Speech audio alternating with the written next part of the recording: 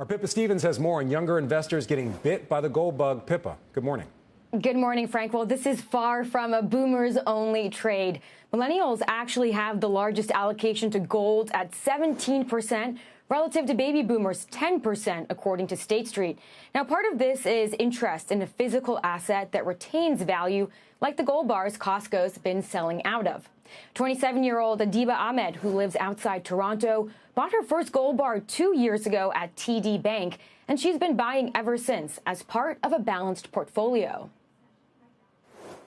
There needs to be a way to secure the value of funds, and that's why I was like, let me go buy gold, because I know for sure it's not a short-term game, it is a long-term way of storing value. I don't increase and get emotional about my purchases.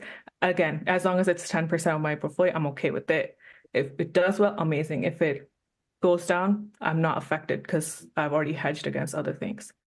37-year-old Mark Meyer is a precious metals reseller and dealer in Pennsylvania who said younger buyers are driven by distrust in the dollar.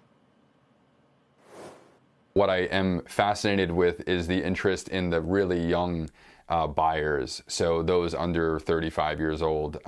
And generally when I talk to them and we sell, small bars or silver coins, the general concern is that there's, I want to say, a distrust with the dollar, and that's what I guess pulls them into having interest in the gold and silver, into physical products. Meyer owns gold bars and coins, as well as gold mining stocks and silver. All told, it makes up about a quarter of his investment portfolio, which also includes crypto.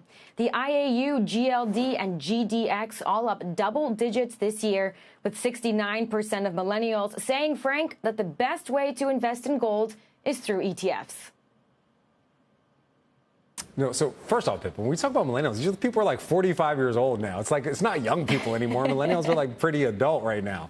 But I do want to ask you, when it comes to these gold bars, you mentioned that they're sold at Costco. So I was looking here. Remember, I'm in the UK. They're selling for like 31,000 pounds here. I think that's like $34,000, something like that. Either way, talking about $34,000. How many people are actually buying those and then taking them home and putting them in the safe or whatever you would do with it? Well, clearly there's more interest after Costco started selling them and kind of grabbed all the headlines, and we saw a lot of people talking about them on social media, including TikTok.